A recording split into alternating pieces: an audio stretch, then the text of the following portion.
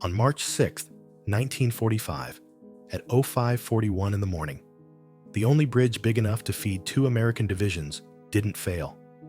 It disappeared.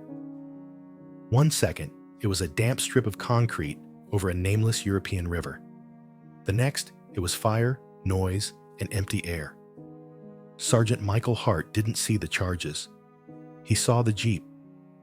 It was 20 yards ahead of his truck, just reaching the crown of the span, when a white flash punched up through the deck under its front axle. For one stupid heartbeat, his brain decided it was lightning. Then the Jeep folded.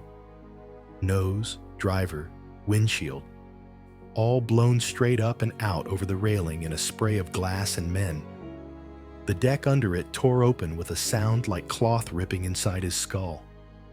Concrete slabs and steel ribs went up, then down. Half the bridge simply wasn't there anymore. The blast hit Hart's truck a moment later, a flat physical shove that slammed him into the dashboard. His driver swore and stomped both feet on the brake. Somewhere behind them, a horn screamed and cut off as another vehicle hit something and stopped too fast. He never heard the Jeep hit the water. The roar of the collapsing girders and the river swallowed it. Dust and smoke rolled back along the span, turning the world into a choking gray tunnel. Then sound came back in ragged pieces. Engines ticking, men shouting without words. The distant, steady rumble of guns to the east, where the spearhead was still pushing and still assuming fuel, and shells would make it up behind them. Under his boots, Hart felt the whole convoy settle into a dead, useless weight. He kicked the door open and jumped down, boots skidding on fresh concrete dust. The far half of the bridge was gone. From his side out to the middle, the deck still existed, cracked, scorched, railing bent and twisted but holding. Beyond that, the structure ended in a jagged mouth, hanging over 30-odd feet of nothing. In the gap, chunks of concrete and twisted steel fell in slow, awkward arcs into cold brown water flecked with foam. For a few seconds, the Jeep's rear end stuck up, wheels still spinning at the sky, before the river shrugged and rolled over it. Behind him, as the dust thinned, the scale of the problem came into focus. Trucks, half-tracks, tank transporters, ambulances, fuel bowsers. They snaked back along the road and around a bend, packed bumper to bumper, exhaust hanging low in the cold air. Pretty much everything two divisions up ahead needed not to die of empty tanks and empty belts in the next 24 hours. Somewhere out there was Captain Reeves's company, the lead armor. Reeves, who'd shared a cigarette with Hart 2 nights ago and said, half joking and half not, "We've got gas for one big punch and one big mistake. You bridge guys make sure it's not on your end, Mike." Hart looked at the torn edge of the bridge, then downriver at the churn of wreckage. They weren't just stuck. They were strangling their own front line. The first burst of German machine gun fire came from the tree line on the far bank, like a laugh. Long, lazy tracers stitched the air well above the gap.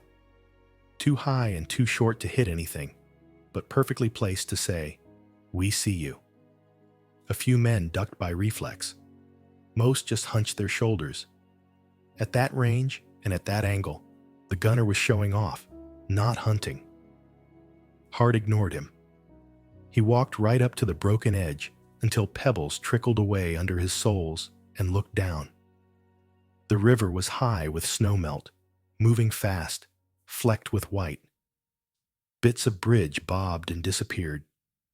A fuel drum spun, caught on something unseen, then broke free and went tumbling downstream. On the far side, the remains of the abutment jutted from the mud like a broken tooth. 30, maybe 32 feet of air between solid concrete and solid earth, allowing for the crumbled lips on both sides.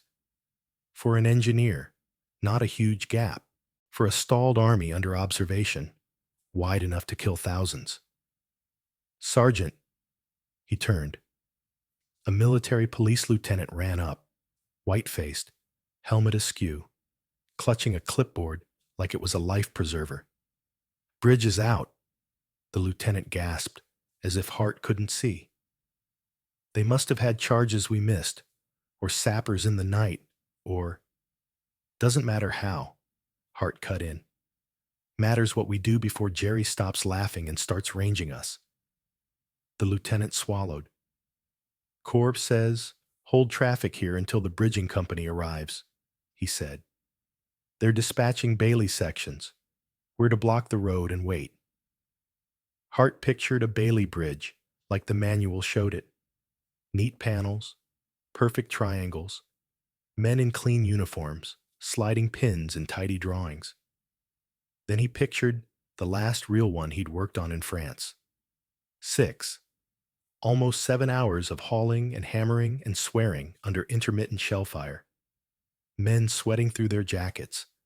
One welder screaming on the riverbank because a mortar had landed where no diagram had ever put one. They did not have 7 hours. How long? Best case? Hart asked. The lieutenant flipped a page with shaking fingers. 3 hours for them to reach us, he said. 4 hours to assemble a double single strong enough for tanks. Best case, Hart said. If they're not on the wrong road, if nothing breaks, if nobody's shooting at them. He jerked his chin east. And the boys up there? G3 says the leading elements have pushed past their phase line, the lieutenant said. They're burning fuel faster than planned. If they don't get resupply by tonight, they're ordered to halt on line. Sit still on the far side of the enemy's last rivers, Hart translated, and hope the enemy is polite enough not to notice. Another lazy burst of MG fire rattled from the trees, closer this time. Then, as if to underline the point, a German artillery round whumped into a field a couple 100 yards off the road, throwing up a fountain of dirt and shredded grass. Men hit the ground on reflex. A second shell landed closer, fragments whirring past the rear trucks like angry bees. They weren't accurate yet, but they were learning. Hart's mouth went dry. This wasn't just a broken bridge. This was a long, straight line of fuel and explosives, standing still while someone out there adjusted elevation. He went back to his truck and pulled out the notebook he wasn't supposed to use on duty. Not the green government issue one full of tidy numbers and signatures. The battered brown one full of sketches and bad ideas.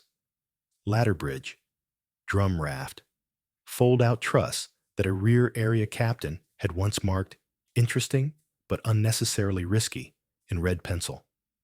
Hart flipped past pages until he found a blank sheet. He looked up again. 30-odd feet of air. 40-plus feet of intact roadway behind him. Dozens of trucks. One wrecker with a modest boom.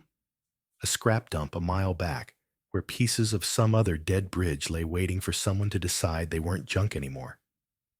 His pencil started moving before he quite told it to. A rectangle for the remaining span. A longer rectangle for something sitting on it, then sliding forward into the gap. Anchor here, anchor there. Not a full Bailey. They didn't have the kit or the time. But the principle the British loved was simple enough even a county bridge builder from Iowa could steal it. Build the thing on your side. Push it out like a drawer.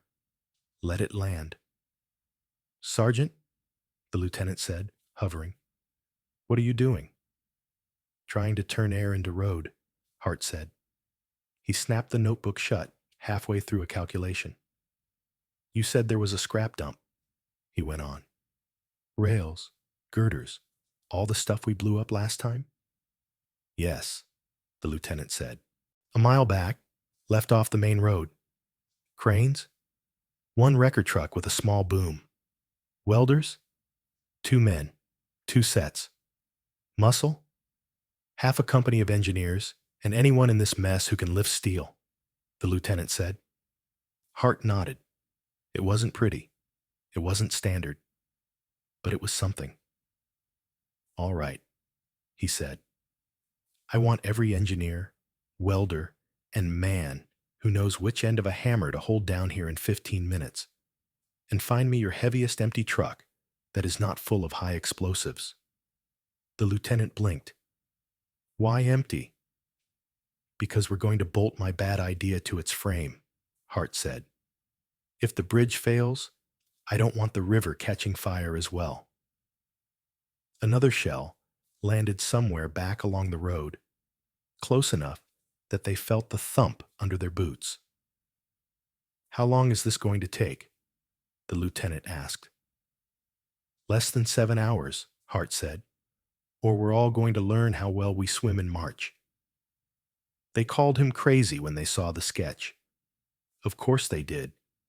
He had them gathered on the intact half of the bridge. 12 grimy engineers, 2 welders smelling of burned metal, a handful of truck drivers, a couple of infantry officers whose regiments were stuck halfway back in the traffic. Hart pinned the drawing to a splintered post with a bayonet and tapped it with a scarred knuckle. This, he said, is our bridge. The drawing showed a long, narrow platform of steel and timber sliding forward off the remaining span, its nose dropping onto the far bank. One of the welders squinted. Looks like a ladder somebody fed too much, he said. Good, Hart said, because we're going to build a steel ladder about 45 feet long and 16 feet wide out of whatever rails and beams you can steal from that dump. We build it right here, on this half. Then we bolt the back end to the frame of that truck. He jerked his thumb at a heavy 6x6 they'd already backed onto the span. Grease the deck and push until the nose lands on the other bank. You're going to throw a bridge across, one infantry lieutenant said slowly, like the Brits do with their Baileys. Like the Brits, Hart said, but uglier and quicker. We'll build a lighter nose out front so it doesn't dig in, let it cantilever, drop, bite, then keep pushing until we've got at least 10 feet of steel on solid dirt over there. We block it, brace it from underneath as much as time allows, and then we drive across one by one. A truck driver folded his arms. You testing that with something that isn't my rig? First over is an empty quarter-ton, Hart said. If the little guy makes it, we send a half-track. If the half-track makes it, we start talking about tanks and loaded trucks. The lieutenant still looked like he'd swallowed ice. Is this safe? He asked. Hart thought about the Jeep that had simply stopped existing. He thought about the shells walking closer and the map in some core tent that still showed this road in a nice solid line. No, he said. It's not safe. It's just safer than sitting here while Jerry zeroes this parking lot. You want safe? You picked the wrong war. There was a beat where nobody moved. Then one of the welders grinned, thin and mean. Well, he said, I always wanted to see if we could build something the manual would hate. The spell broke. Men started moving. The scrap dump became a gold mine. Rail sections were dragged out with ropes and curses, laid on trestles, measured and cut. Twisted beams from some earlier disaster were trimmed, squared, and turned into truss pieces. The wrecker's boom groaned as it swung load after load onto the intact span. Hart chalked lines on the concrete. Here a side truss, there another, cross members every couple of feet. Enough for a single lane, no more. They worked steady, not frantic. Hart wouldn't let them rush the welds. A bad weld didn't fail politely. It failed all at once. Every 10 minutes, he checked the sky and listened for the pattern of shells. The Germans were still probing, tossing rounds into fields and hedgerows, not yet walking fire down the line of vehicles. They hadn't decided to really kill this road. Not yet. At just past 9, a shell landed close enough to knock a fuel can off a truck and pepper an ambulance with shrapnel. Medics ran. Someone screamed. Someone else didn't. Hart flinched with everyone else, then turned back to the steel. He could feel the clock in his teeth now. Cross members tighter, he told the welders. No pretty work, just strong. We're aiming for ugly, but still here when the first tank rolls off the far side. By a little after 11, the main span existed as more than an idea. 2 crude side trusses of rail and girder, open deck between them, plank laid over steel where tires and tracks would go, an upturned nose of lighter beams at the front, bolted on like a rough spear. It looked like something a child might draw if you told him bridge, and not enough time. It also looked like it might hold. They pinned the last cross piece, just as another shell landed somewhere behind the bend, close enough to make the whole structure hum. Hart set his jaw. All right, he said, get it on the rollers. They jacked the span up, slid scavenged rollers under it, and settled it carefully back down until it rested on greased steel wheels atop the old concrete deck. 45 feet of bridge sitting on 40-odd feet of bridge, pointing at 30 feet of nothing. Back that truck up, Hart shouted. The big 6x6 reversed, engine growling, until its rear axle was less than a yard from the broken edge. Men chocked the wheels, chained the frame to anchors they'd drilled into the deck. Somebody crossed himself. Someone else spat into the river. Hart walked to the side of the span, put his hands on the cold steel, and took a breath. On my call, he yelled. Nobody under anything that can fall. Push! At first, the bridge didn't want to move. Then the rollers squealed, and the whole mass shuddered and began to slide, inch by inch, the nose crawling toward the gap. 5 feet, 10, 15. The upturned nose hung over the void, pointing at the scar of the far bank. The river hissed below it, full of broken concrete and someone's jeep. Keep it coming, Hart called. Nice and steady, no heroics. At 28 feet, the whole structure had that disconcerting, slightly alive feel of steel that knows it's not where it was born to be. At 31, the nose dropped.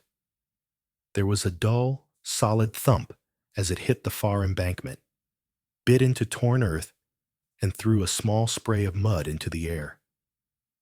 For one awful second, Hart thought the tip would dig in and lever the whole thing down. It didn't. It stuck. 2 more feet, he yelled. They pushed until 10, maybe 12 feet of span sat on the far side, the rest still anchored to the truck. The new bridge sagged into a shallow arch over the water, flexing but not folding. They'd had no time for proper piers, but Hart sent a squad scrambling down the bank with timbers and whatever rubble they could stack to shore up the underside as best they could. It wasn't pretty, but every improvised prop under there was one more argument against gravity. He walked out to the middle, feeling the faint bounce under his soles, and looked down. The river looked very far away. He looked back at the convoy. Get me that 1/4 ton, he shouted. Empty, just the driver. No heroics, just forward and back. The little jeep they'd pulled from the line rattled up, canvas flapping. The driver looked like he'd rather be anywhere else. Nice and slow, Hart told him. If you hear something sound like God snapping his fingers, you stop and you reverse if the world is still here. Men laughed. thin and high. The Jeep nosed onto the new span. Steel creaked. The bridge dipped a fraction and came back. Hart realized he'd been holding his breath when the Jeep reached the far bank, turned, and came rattling back. The deck groaned, but held. "Half-track next," Hart said. Voice flat with relief he refused to show. "Then we start earning our pay." Somewhere up ahead, Reeves's tanks were still burning fuel, still trusting a line on a map. If this held, they'd never know how close that line had come to ending in a blank space and a lot of excuses. If it didn't, the river was going to eat more than one Jeep today. The half-track driver rolled forward like a man being dared. The little Jeep had made it. Twice. That proved the bridge was a bridge. Now they were about to find out if it was a good one, or just a very elaborate way to drop 20 tons of steel into a river. "Nice and easy," Hart said, standing at the entrance to the span with one hand on the half-track's fender. "Straight line, no sudden moves. If you hear anything that sounds like God snapping his fingers, you stop. If you still have road under you, you go backwards." The driver tried to grin. "Yes, Sergeant." He eased out the clutch. Treads squealed, clanking onto the planks. The entire improvised bridge gave a small, unmistakable groan. Men on both banks went very, very quiet. The half-track crawled forward. 10 feet. 15. Its weight pushed a little wave of flex through the span, steel sagging a fraction closer to the river and then springing back. One of the welders muttered something in a language Hart didn't know and crossed himself. From the far tree line, as if offended at being upstaged, the German machine gun opened up again, this time lower, more serious. Tracers stitched along the deck, a few snapping overhead, one sparking off the side truss with a vicious whine. The driver flinched, but kept going. "Eyes on the nose!" Hart shouted above the racket. "Not on Jerry. Bridge in front of you, river below you. That's all that matters right now." The half-track reached the midpoint. The sag was worse here. Hart could feel the span breathing under his boots, every weld voicing a complaint. He walked alongside, one hand on the rail, ready to yell, "Reverse!" at the first suspicious lurch. The nose of the half-track reached the far bank. The front wheels climbed off steel onto torn earth. The rear bogies clanked over the last planks and onto solid ground. When the vehicle finally rolled up onto the far approach and turned, exhaust puffing, there was a collective exhale from both sides that sounded almost like laughter. It had held. Ugly, improvised, braced with rubble and prayer. But it had held. "Get those props under the center tighter," Hart barked. "If we're going to send tanks, I want every rock in that river working for us." A squad scrambled down the banks with more timbers, stacking and wedging anything solid they could find under the midspan. Broken chunks of bridge, old rail, sandbags filled with stones. It wasn't pretty engineering. It was weight. Weight and angles and friction, pressed into something that pretended to be a pier. By the time the first Sherman tank rumbled up, the underside of the bridge looked like a beaver dam built by desperate men. The tank commander popped his head out of the turret, looked at the span, then at Hart. "You sure about this?" he called. "No," Hart said. "That's why you're first." The tank commander snorted. "I always wondered which of you engineer types I offended in a past life," he said, ducking back in. The Sherman rolled forward. Treads clanked onto the planks with a heavy final sound that made Hart's teeth buzz. The span bent. Not dramatically. Just enough that everyone could see it. A slow, protesting dip toward the water, the props below creaking as they took load they had not been born for. Halfway across, a chunk of supporting rubble broke loose under the middle and splashed into the river. The bridge dropped another fraction of an inch, then settled. Hart felt his spine lock. He knew, with a cold, professional certainty, how this could go wrong. If one of the side trusses buckled, the whole thing would tilt. If a weld let go in the wrong place, the tank's weight would peel the span down like a can lid. He could see the failure in his head. Steel twisting, treads scrabbling, 30 tons of armor sliding sideways into the water. And behind it, a line of vehicles that suddenly had no faith left in any bridge ever again. The Sherman kept moving. The commander had his hatch open now, head out, one hand braced on the rim as he watched the far bank like it was the promised land. The tank reached the far side. Treads bit earth. The span rose a fraction as the load came off. On the bank, a cheer went up. Not joyous exactly. Too tired for that, but loud. Hart allowed himself one breath that wasn't clenched. "Okay," he said. "Now we start the real part." Getting a test vehicle over was the easy bit. The hard part was turning a single miracle crossing into a pipeline. They put an MP and an engineer at each end of the bridge, one to keep order, one to say, "Yes, next," or "No, you wait until I fix that." No more than one vehicle on the span at a time. Half-tracks and tanks alternating with lighter trucks to give the structure a chance to relax. Fuel bowsers kept spaced out. Hart refused to let 2 fuel trucks be within the same blast radius on anything he was responsible for. The MG on the far bank kept taking pot shots. Once, a burst smacked into the side truss halfway across while a truck was on it. Steel rang. The driver ducked so hard he hit his head on the wheel. The truck slewed, tires scraping dangerously close to the edge. "Straighten it out," Hart roared. "You go swimming in that thing, and I have to explain to command why we're short one truck and one idiot." The driver corrected. The bridge held. German artillery felt for range again.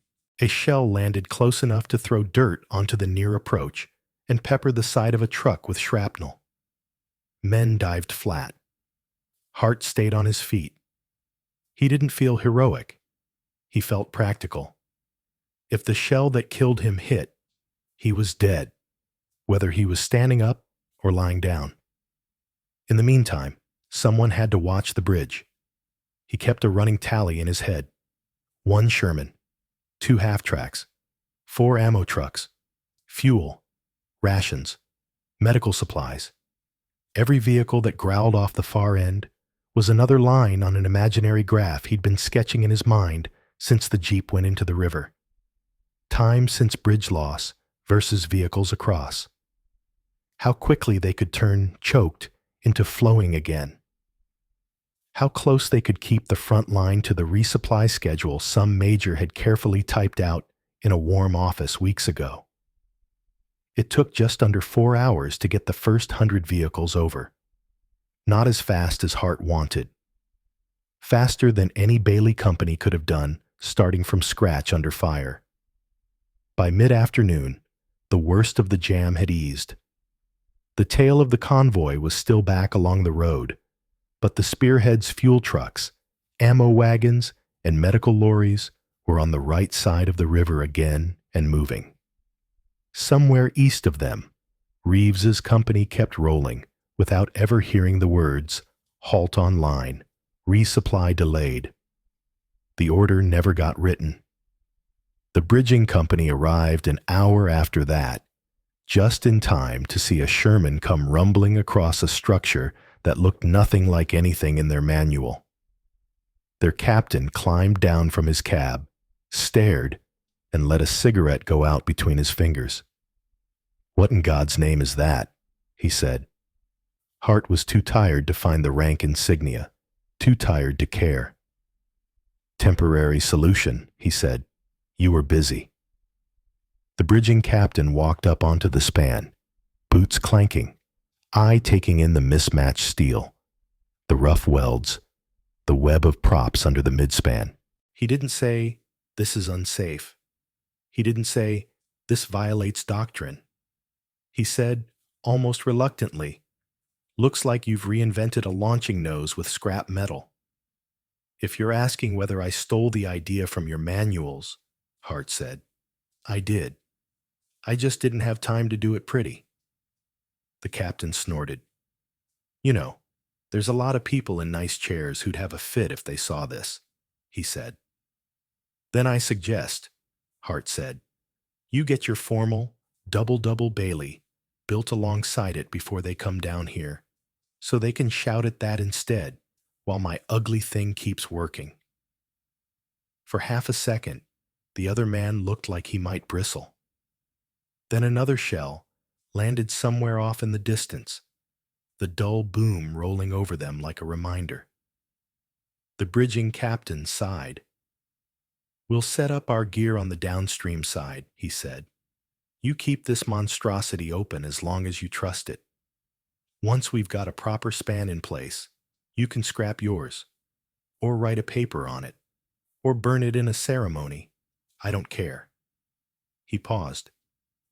"For what it's worth," he added quietly, "if half of what our liaison officer said about the jam is true, you just saved my outfit about 12 hours of being screamed at by people who ran out of gas because of a blown bridge." Hart shrugged, suddenly awkward.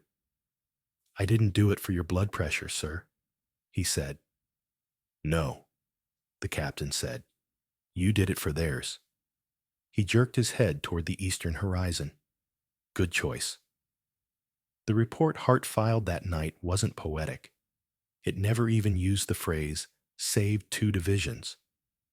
He sat on a crate under a flickering lamp, still feeling the sway of the bridge in his knees, and wrote in cramped, tired script.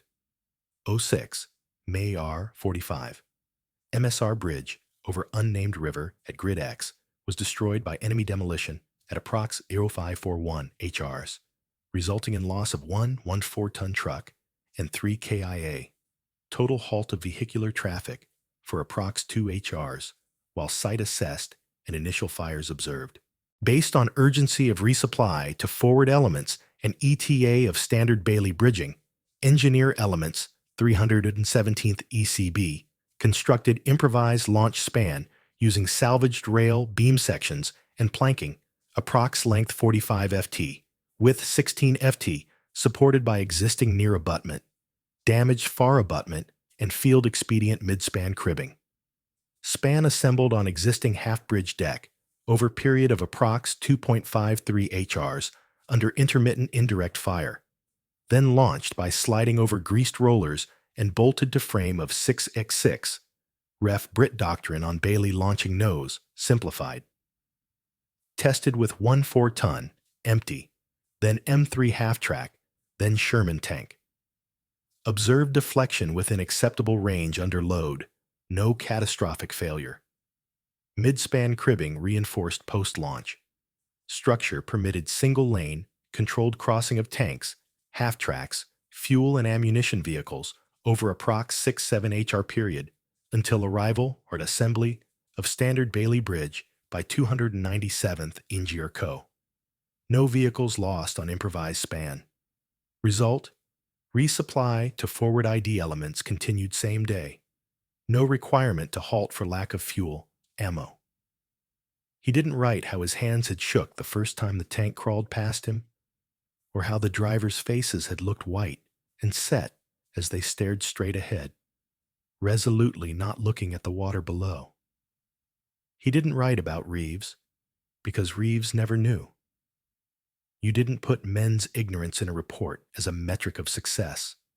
You put numbers, hours, tons moved, vehicles across. Months later, someone in a rear area headquarters read Hart's report and 3 others like it from different sectors. Engineers who had, under pressure and short on standard kit, built and launched ugly bridges to keep roads open. The staff officer underlined a phrase, improvised, launched span, using salvage sections, and scribbled a note in the margin. Field units adapting Bailey launch with non-standard materials. Consider formal guidance for emergency expedient bridging with existing vehicles, frames as anchor. Another officer, higher up, read that note, chewed the end of his pencil, and added, post-war, investigate self-launching bridge concept on dedicated vehicle chassis to reduce assembly time under fire. The idea, chipped together over a cold river by men who just didn't want to watch a convoy burn, joined a slow-moving current of other ideas. After the war, that current would help shape the ungainly, genius machines that future armies rolled out. Tanks that carried folded bridge sections on their backs, able to drive up to a gap, drop a span in minutes, and roll their own weight across first to prove it. Assault bridges that didn't wait for an entire company of men to assemble panels while someone probed for range with artillery. Doctrines that quietly included a line or two about utilizing local scrap and vehicle frames for emergency, short-span launching in absence of standard equipment. None of those doctrines used his name. They didn't say, "We learned this the day a Jeep went off a bridge in March 45. They said, "Experience has shown." Experience. Shorthand for men like Hart, and welders with burnt knuckles, and drivers who eased forward over something that groaned but held. The bridge itself didn't last. It wasn't meant to. Once the proper Bailey span was in, and traffic had a safer option, Hart's ladder was dismantled in an afternoon. The scrap went back to the dump or into some other project. The river went back to being a line on a map instead of a wall.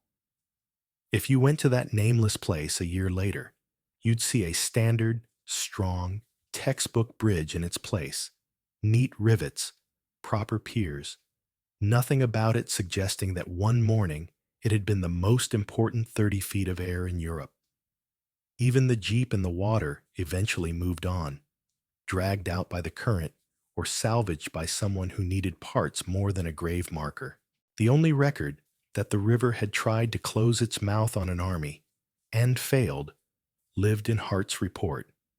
In a few photographs, somebody's staff sergeant had snapped, and in the muscles of the men who'd shoved steel toward empty space and hoped the math was right. Years later, in peacetime, when Hart drove over a modern highway bridge and felt the faint, solid thump of the expansion joints under his wheels, he sometimes caught himself glancing over the side. He'd look at the span. Clean lines, proper engineering, no beaver dam cribbing of rocks and timbers, and think how much terror and improvisation had gone into making the profession boring again. He never told anyone the full story, not the way he felt it. If you asked, he'd say something like, "Oh, there was a blown bridge once. We threw a span across with whatever we had. It held. We got on with it." If you pressed him about whether he'd been scared, he'd shrug. "The river didn't care," he'd say. "The Germans didn't care. The steel didn't care. So you stop caring about scared and start caring about whether your bolts are tight." He knew what the real answer was. Scared had been there, all right. Scared was the reason he double-checked every weld and refused to let anyone rush the first test crossing. Scared was what kept his hands steady when the half-track was halfway out and the bridge felt alive under him. But scared wasn't the point. The point was that between bridge gone and no way forward, there was a space, a narrow, dangerous space, where someone could say, "What if we stop waiting for the proper answer and build the wrong-looking one that works?" If you had to dress it up for a thumbnail decades later, someone might call that moment something like, How one engineer's crazy bridge hack saved an entire army from being trapped. Hart would have hated the word crazy. To him, it had never been madness. It had been a bad pencil sketch, some stolen ideas from a British manual, a pile of scrap steel, and a refusal to let a missing 30 feet of road decide a war.